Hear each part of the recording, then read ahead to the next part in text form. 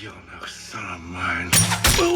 Is Tyrion Lannister a secret Targaryen? The final season of Game of Thrones is nearly upon us, so we're putting on our Valyrian tinfoil hats and diving deep into some of the most prominent fan theories that could still come true in the show's final 6 episodes. Today, we're turning our attention to everyone's favorite dad-murdering, wine-chugging, sassmaster extraordinaire, Tyrion Lannister.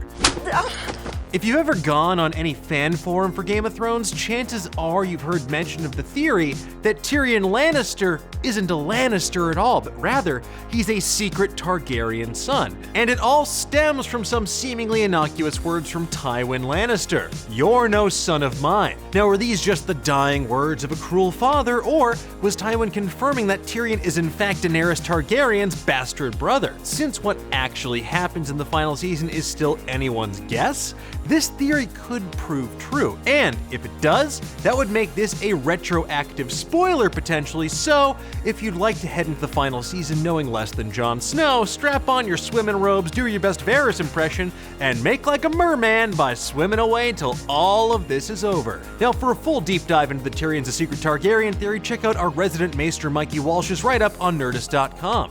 In the meantime, we're going to give you a brief overview right now. The theory basically states that Tyrion Lannister is the bastard son of the Mad King Aerys II, which would make him a Targaryen by birth and Dany's bastard brother. Like most fan theories, this one weaves in elements of both the books and the TV show, so what you need to know for this theory is that Tywin Lannister, Tyrion's father, loved his wife Joanna dearly. She was his most trusted confidant, and he was never the same person after she died, giving birth to Tyrion. It's also said that the Mad King himself was madly in love with Joanna, both before and after she married Tywin. When Joanna came to visit King's Landing for a tournament, Aerys insulted her, prompting Tywin to resign his post as Hand of the King, which Aerys did not accept, and less than a year later, Joanna died, giving birth to Tyrion. When it comes to Tyrion, Tywin's about as far from Father of the Year as humanly possible. He hated Tyrion for killing Joanna and being born a dwarf, a condition that he thought brought shame to one of Westeros' most influential families. Now, Tyrion's predilection for alcohol and prostitutes probably didn't help his case, but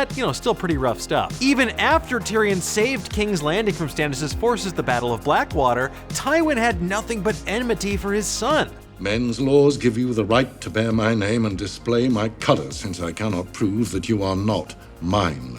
Now let's focus on those key words, since I cannot prove that you are not mine. It's something that Tywin would come back to again and again. In the season 3 finale, for example, Tyrion asked his father if he ever made a personal sacrifice for the family.